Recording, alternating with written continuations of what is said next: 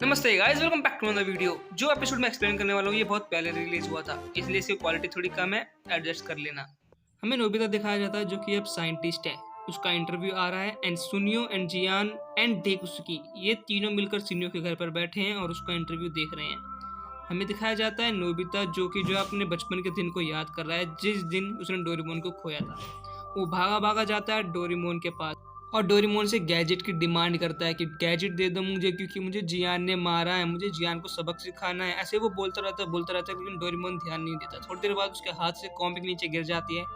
फिर Nobita Doraemon को देखता है और वो देखता है कि उसकी आंखें थोड़ी अजीब सी है। वो कहता है कि तुम मेरी बात सुन क्यों नहीं रहे हो। थोड़ी देर बाद उसे पता चलता है कि डोरेमोन तो बेहोश हो चुका है और वो ये सब देखकर थोड़ा सा घबरा जाता है। वो डोरेमी से भी बात करने की कोशिश करता है। डोरेमी उसे बताती है कि हो सकता है कि डोरेमोन के साथ कुछ गलत हो गया हो, उसकी फंक्शनिंग में कुछ दिक्कत आ गई है, जैसे उसकी बैटरी खराब हो गई हो। तो बैटरी की बात सुनकर कहता है कि चलो उसकी बैटरी खराब हुई है, उसकी बैटरी बदल देते हैं। लेकिन फिर डोरेमी से समझाती है कि उसकी बैटरी बदलना बहुत ही ज़्यादा मुश्किल है, क्योंकि उसकी बैटरी उसके कान में थी जो कि चूहे खा चुके हैं, इसलिए उसकी बैटरी भी नहीं बदली जा सकती।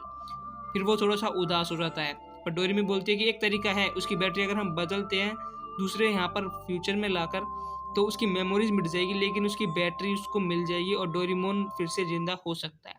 नोबिता है फ्यूचर में जाने की कोशिश करता है, लेकिन उसकी टाइम मशीन भी खराब हो चुकी होती है और डोरेमी भी फ्यूचर से यहाँ पर नहीं आ सकती, क्योंकि पुलिस ने उसे रोक लिया था।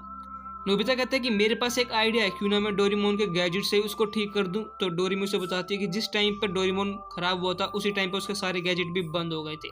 ये बात सुनकर वो बहुत ज़्यादा उदास हो जाता है और घंटों तक वहीं बैठा रहता है। बहुत टाइम बाद उसकी मम्मी उसको कॉल करती है कि भाई डिनर बन गया, डिनर खाने आ जाओ। उसके मम्मी पापा उसका इंतजार करते हैं पर वो नहीं आता। तो उन्हें लगता है कि शायद से डोरेमोन और नोबिता की लड़ाई हो गई होगी। लेकिन यहाँ पर नोबिता डोरेमोन के सामने बैठा होता है और अपनी कुछ कुछ चीज़ें याद कर रहा होता है।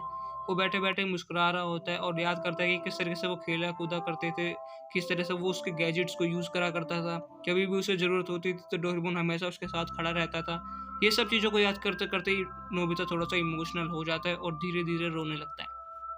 फिर हमें कुछ सालों बाद की कहानी दिखाई जाती है। हमें दिखाया जाता है कि नोबिता अपना रिजल्ट देखता है, वो उसने टॉप करा है और वो वहाँ से जाने लगता है।